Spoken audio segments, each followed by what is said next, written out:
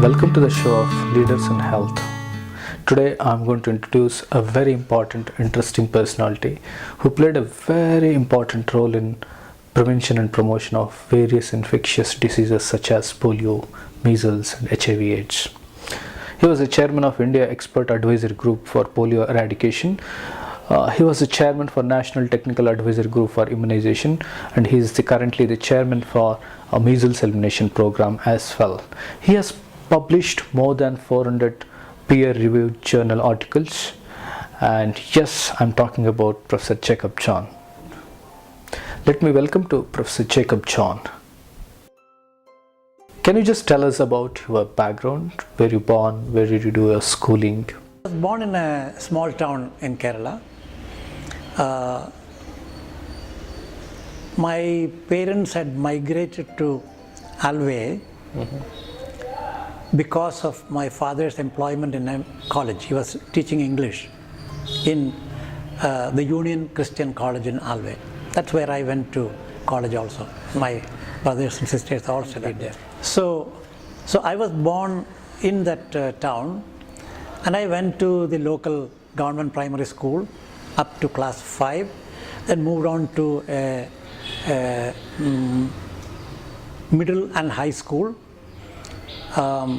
Those days we had something called preparatory class. Preparatory class gave you basic lessons in English, but thereafter the medium was Malayalam for all subjects. So chemistry was Rasatantra, physics was Urjatantra.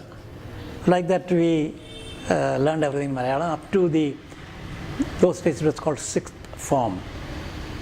That is 5 plus 6, 11, 11th or 12th grade, then moved on to university intermediate, and then went on to medical college. Can you share about your some of fond memories during childhood? We lived near a river, Periyar River.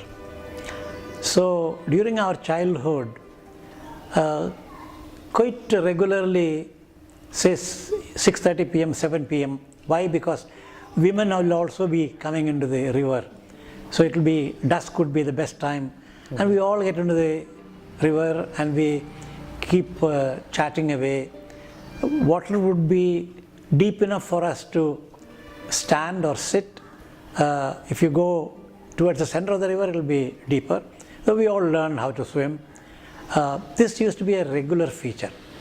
Then you come home and have dinner. Okay, dinner was always around the table, everybody together. It's a chatting social occasion.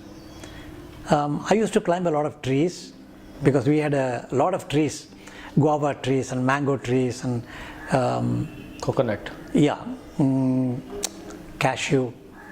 So you enjoy nature, and so I have imbibed some of that love for nature, and I try to imitate that in Tamil Nadu where I live. Okay. So who played an important role in you to study well during the school days? I was good in studies, but not very good in games. I've tried my hand at volleyball and badminton, a little bit of cricket, but I've never done well, school days or college days. But in school days we had every week 1 hour set apart for physical training. So good exercise. And my home was about 1.5 miles away from the school. And every day we walked to the school and back. We would carry our packed lunches and eat in the school. So, you know, you can imagine you form a group and we walk towards the school. Again form a group and we walk back to school having a lot of fun. Very quiet, small town atmosphere.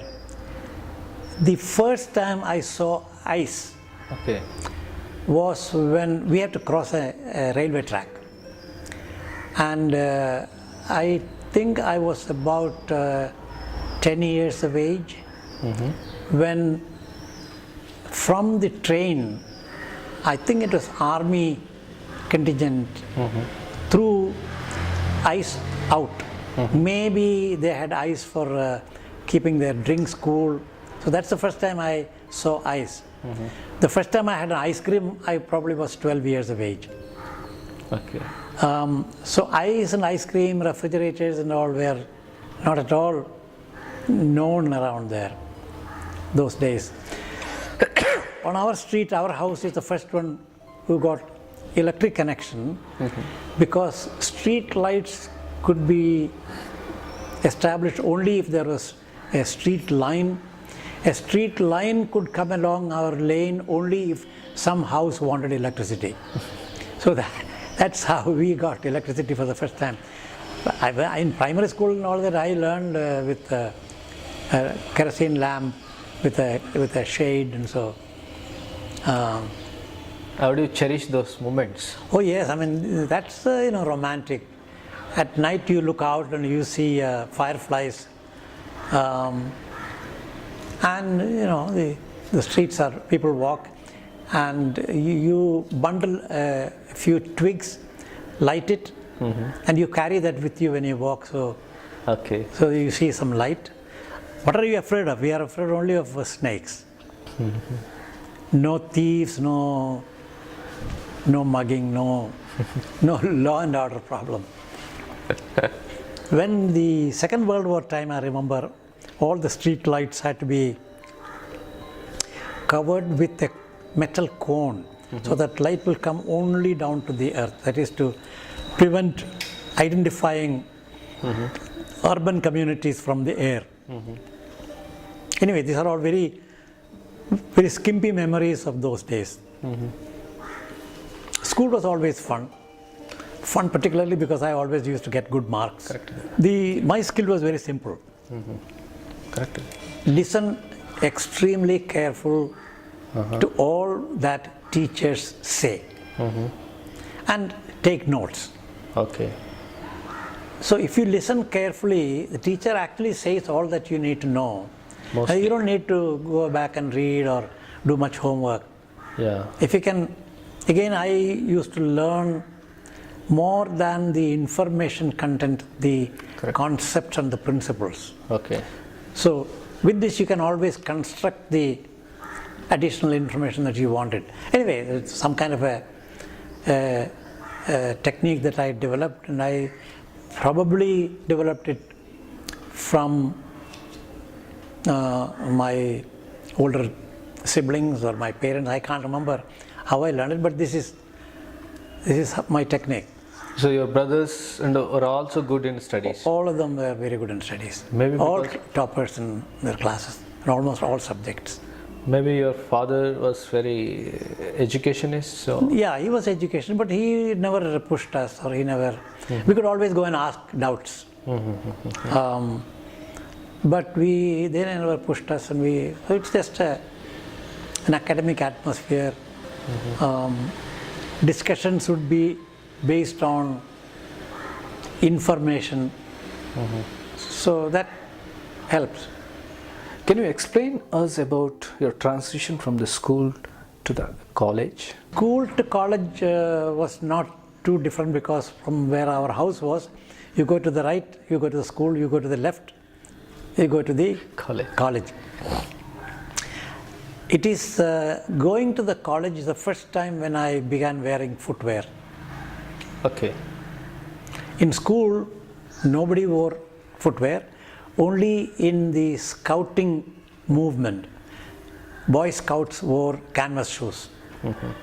So handed down canvas shoes were available from my older brothers. Okay. In college, the first time then I began wearing footwear, because almost all the classmates and others were, not all, almost all. First time when I began wearing long trousers was in college. College was, of course, transition from Malayalam medium to English medium. I had no difficulty because I knew written English very well. Transition from the college to medical college was a big jump, because medical college all the teaching was in English, and all the conversations in classes, questions, answers were all in English. So I had a little difficulty in spoken English, but could overcome very easily. Anyway, all the teachers were also Malayalis, so we could always talk in Malayalam also. But the formal language was English in medical college. Who played an instrumental role in to join the medical college and to study the medical sciences?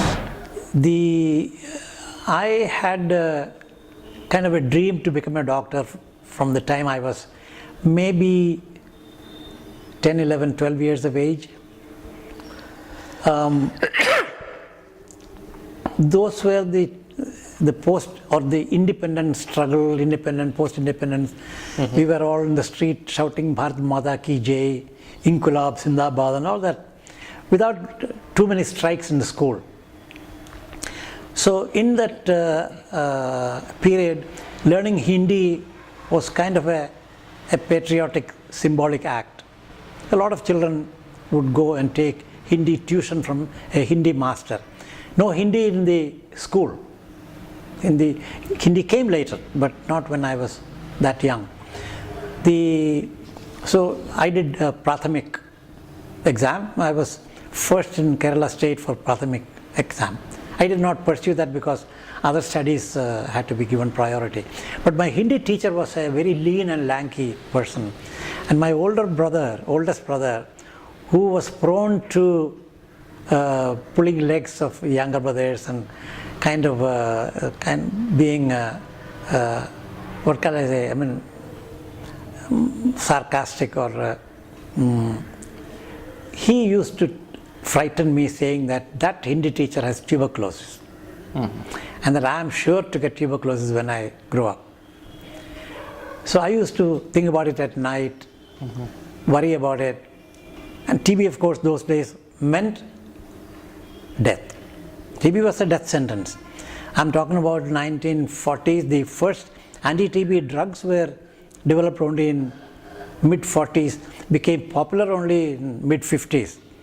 So tuberculosis meant you go to a tuberculosis sanatorium and you wither away. So then I thought about this and I made a decision that I will become a doctor. So I will know all about tuberculosis. Then I can treat myself better. Of course, I don't know anything about TB drugs and all as a young child. But that was what sort of gave me a line of thinking. Thereafter, I have never changed my mind. You just continued and then joined medical college. in Trivandrum? In Trivandrum Medical College, the government medical college.